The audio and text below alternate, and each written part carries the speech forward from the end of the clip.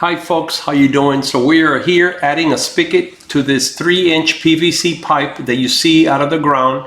That is got rebar, 3/8 inch rebar goes into the ground 2 feet, and it's filled with concrete with a 1/2 inch PVC pipe coming through the center.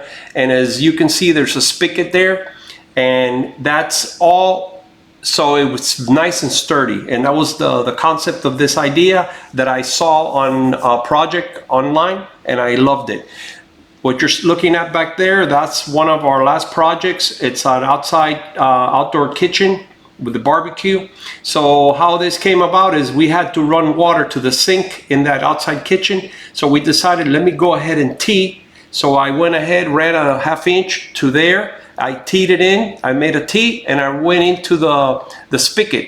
So that gave us water to the back and also water to our sink. I put those pebbles that I made a little,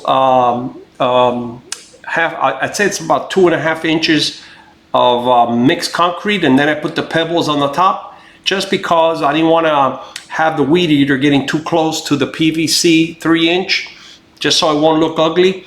And I decided that way I keep far from the center of the pipe.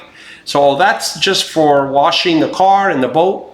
Since I already have water nearby, I decided let me go ahead and do this, because our garden hose, it's about maybe 15 feet from there, and I decided just so I don't have a hose across the yard, I went ahead and did this. So thank you always for watching.